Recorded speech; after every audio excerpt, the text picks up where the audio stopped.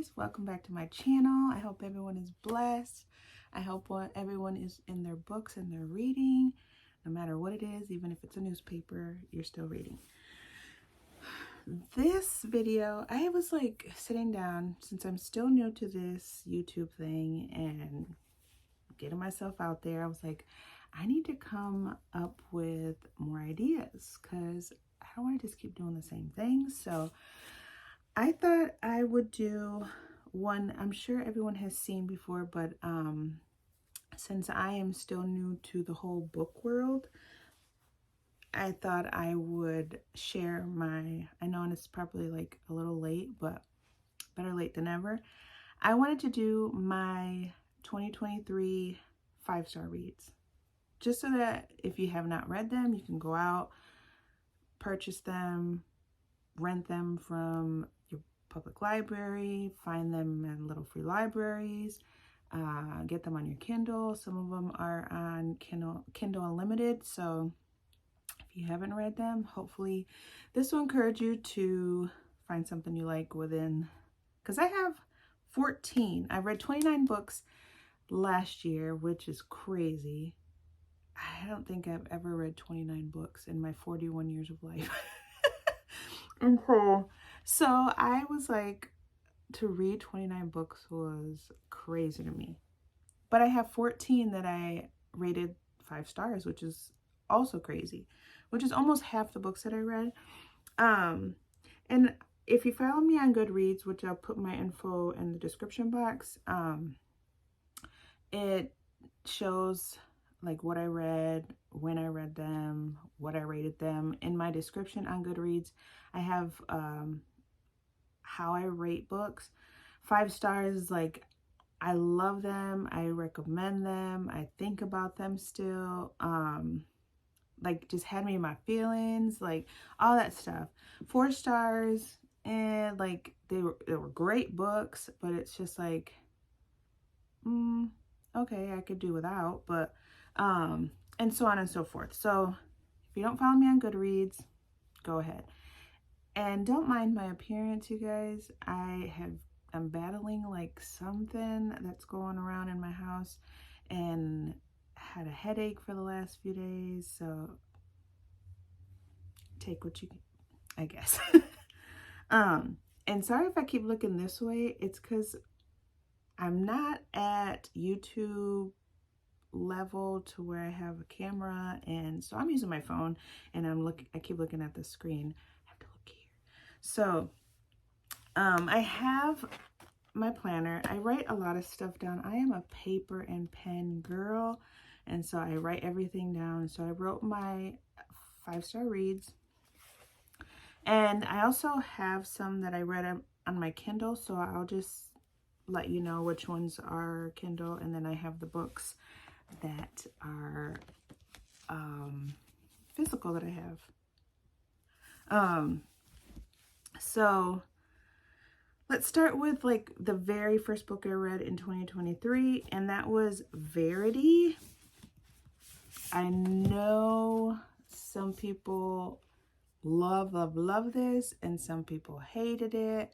I know Alex, that I follow on Instagram, YouTube, all that good stuff. I'll leave her info below. She did not like this book. She likes Colleen Hoover. She just hated this book. And so I actually liked it. It was like, there was a twist that you could see coming, but not really. And then the cliffhanger that it left you like, okay, what side am I on? Who am I believing? Who am I not believing?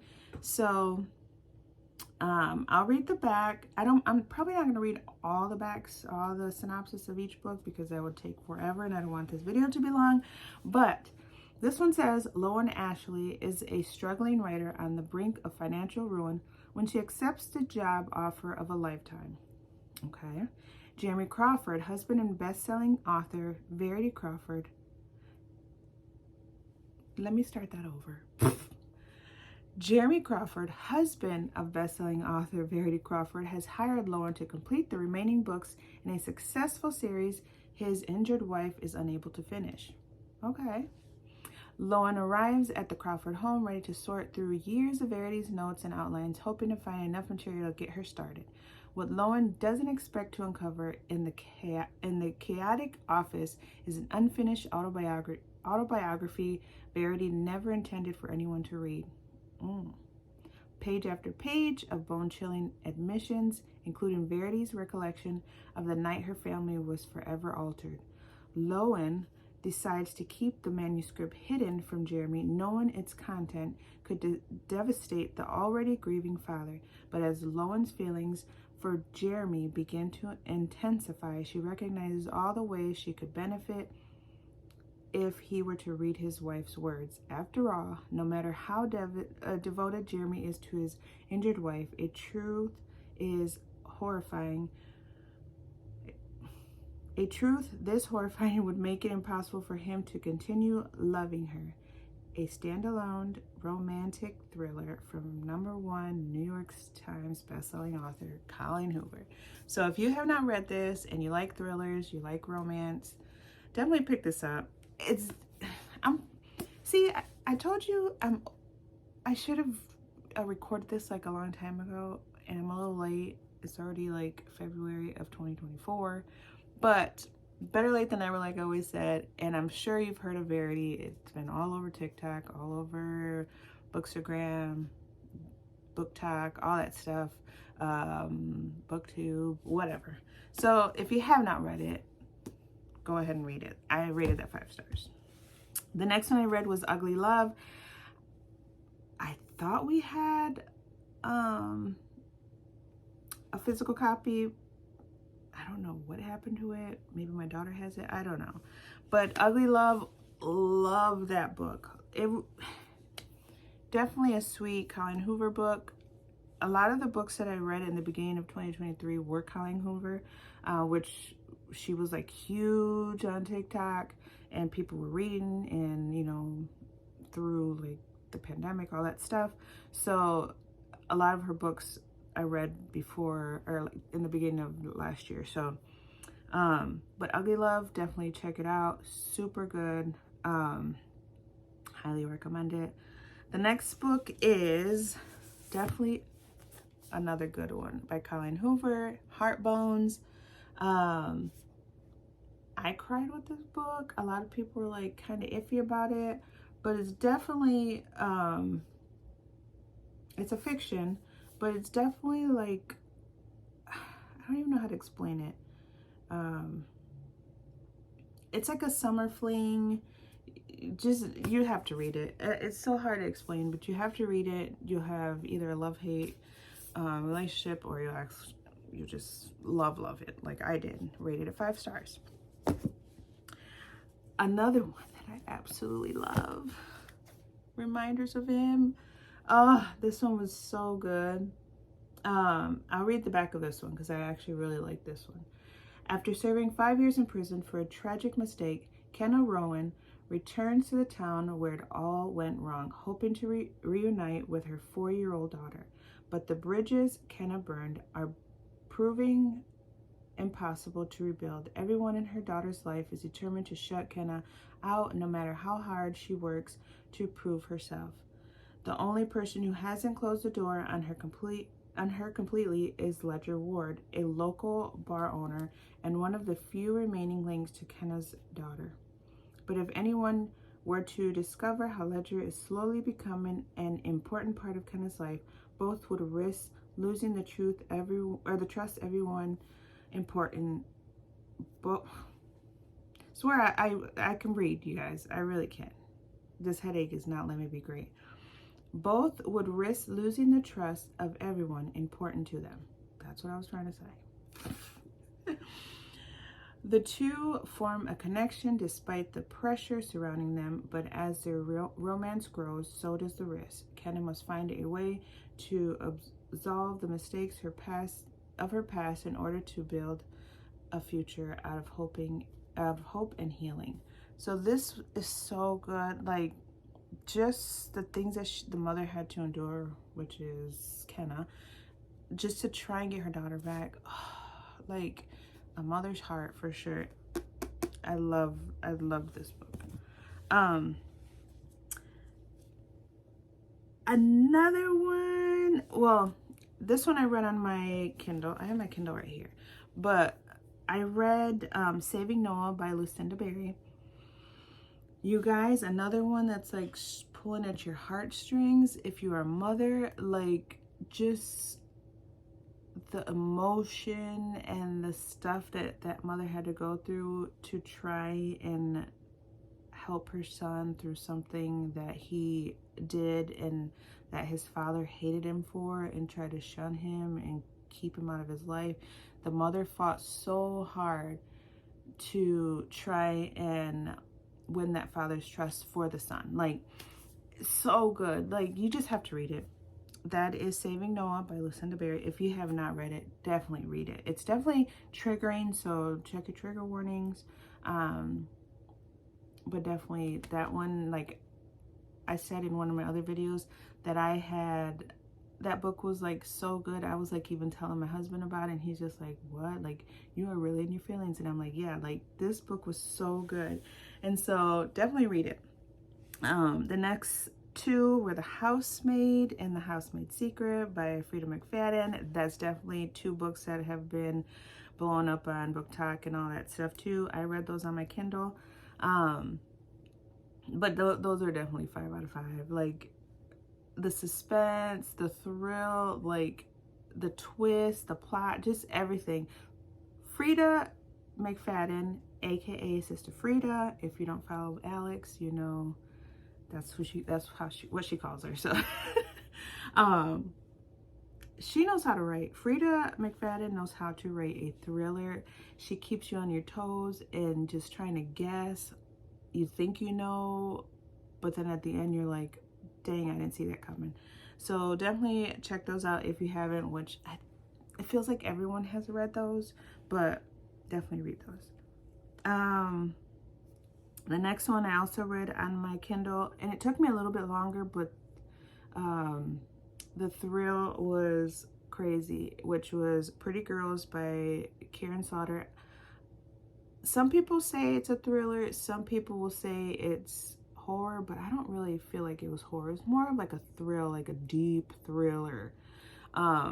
Also check your trigger warnings. That one was crazy. And sorry, like, I'm still new to this, like I said, you guys. So, you know, some people say, and then there's a book right there. I'm not tech savvy like that. Eventually I'll learn. Hopefully my kids will show me, but I'll definitely leave all the info, all the books down below so that way you can check them out. A bit much, right? Another one, this one will live in my heart forever. Forever. Archer's Voice. I read it on my Kindle, and then for my birthday this past year, November, my birthday's in November, my husband took me to the bookstore and said I could pick some books. And when I seen this was an autographed copy, I snagged it. Didn't even read this. It's annotated special edition.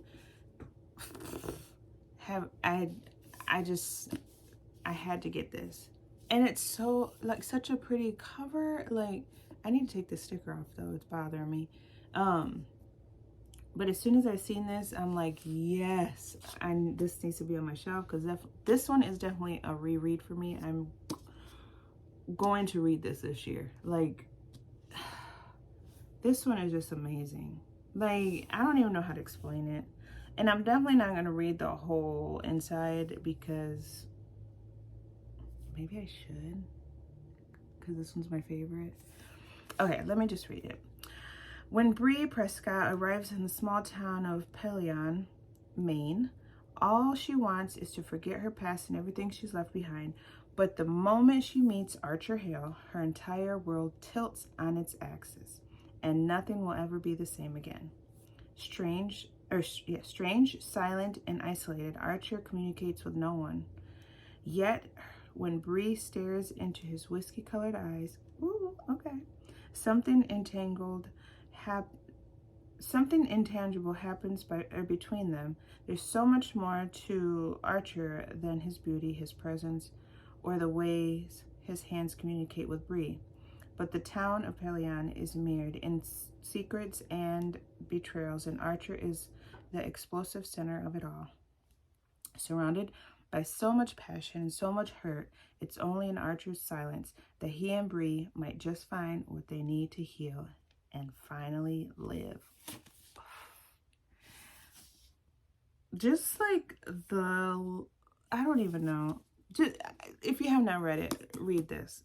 If anything, read this one. I don't want this video to be super long, so I'm running through these, okay? The next one is Local Woman Missing. This one was definitely read on my Kindle too, but I seen this in a little free library, I believe, so I picked it up.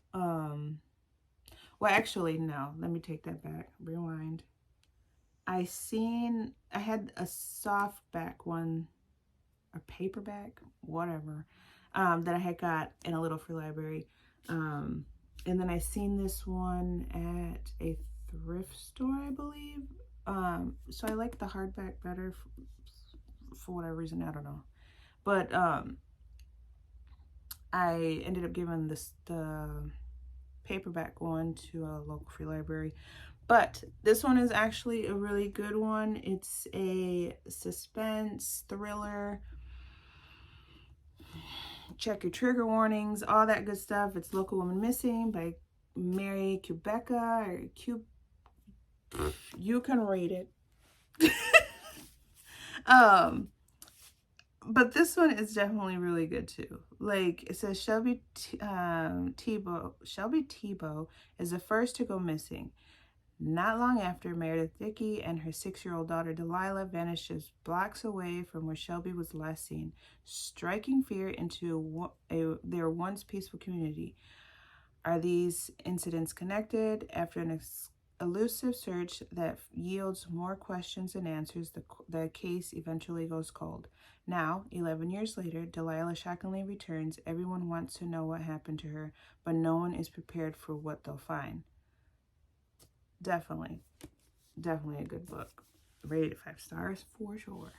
And I, like, if you don't know me by now, I am definitely a thriller person. I have not, like, dipped my foot into, like, horror. But I mean, maybe I have. I'm not sure, because the chain seemed a little horror-y.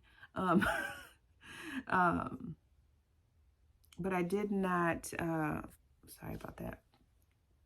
I did not rate that 5 stars because it was weird. But next book. This one was definitely a, well, no.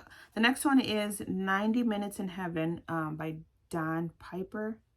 That one was a Christian book that I read when me and my husband were somewhere for his job. I don't remember. But I was in a hotel and I was like, I need to read this.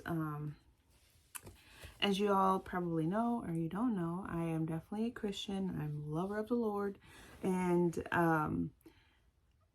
my walk with the Lord started dwindling years ago. And so the end of last year, I had a moment where I just was like, it's either now or never.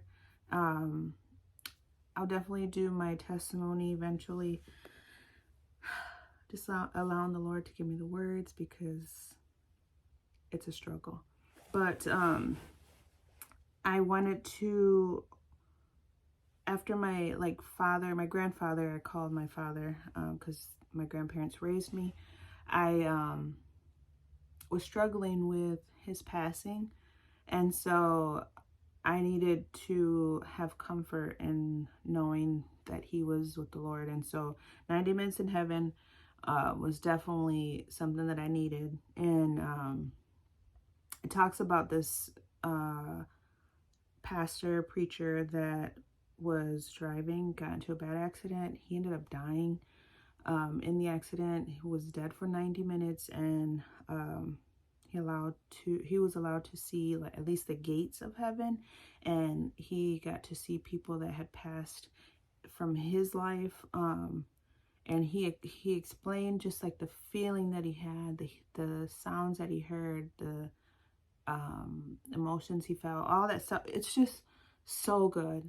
Even if you're not like a full-on Christian, but you believe in death and all that stuff, definitely a good book to read. And if you're struggling with like a passing, definitely a good book to read. So on to the next.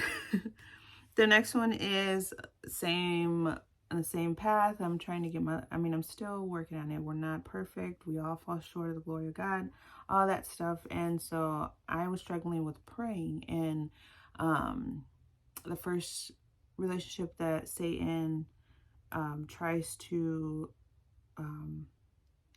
come at me with is trying to hurt my marriage. And so I was praying and learning how to pray. And so this one, The Power of a Praying Wife by Stormie Omartian. Yep. I'm not even going to pronounce that, but Stormie. Sister Stormie, like Alex would probably call her. This one, it teaches you how, if you're a wife and if you're a believer, even if you're not and you just don't know what else to do when it comes to your marriage and it's just struggling, this is definitely a good book to read. Even if you have an amazing marriage, like my marriage is amazing. We've been married 25 years. I got married super young as a teenager, and so throughout the years we were learning how to be married, how to love, how to keep God in the center. But back to the book. Like I said, I'll tell my testimony another day. But this book, it helps with every single thing. It helps to teach you how to pray for everything that deals with marriage, and from like your husband's walk to his emotions to the roles that he has as a father, a leader, decision maker, all that stuff, like finances, his work, health and physical protection, faith, all that stuff. Like, there's a prayer for every single thing, and she breaks it down so easy to understand. And at the end of every little chapter is a prayer that you can pray, and I would definitely pray those out loud. You can even write those down if you don't pray out loud. A prayer is a prayer, and the Lord hears each and every one of them. So definitely a good book.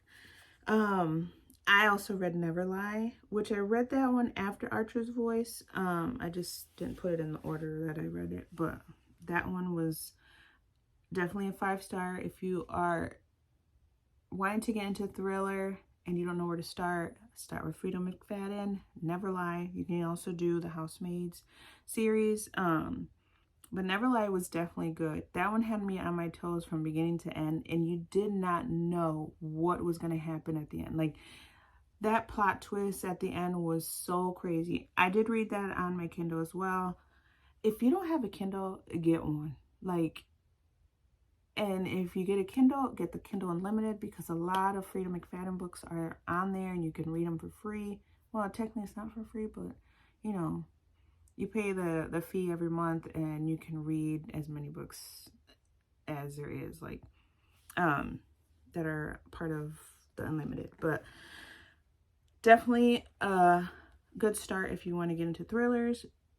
And my last book that I also read on my Kindle was Only for the Week. I started that at the end of December, so I'm including it in my 2023 5-star reads, because I read it at the end. I believe I started like the 30th of December, but I finished it like the day or two after the new year. So I'm including it because it's so good. And if you watched my January reads video, you'll see that I included that in there. 5-star by Natasha Bishop. Read it. Has some spice, like I said, but just the emotion that you feel, the excitement that you feel, like if you are part of the Black community, it feels like you're with friends. Like, even if you're not and you love everyone like I do, you feel like you're in that conversation. You feel like you're in that group of friends. You feel like what they feel. And it's definitely a good read. Natasha Bishop, her writing is good. Like, that's the first Natasha Bishop book that I read, and I'm hoping I can read more. But yeah, guys, those are my 14 out of 29 books that I rated 5-star. And like I said, I'm still new to this whole book thing, so some of these might not be 5-star for you, but I loved them. I definitely would recommend them to people.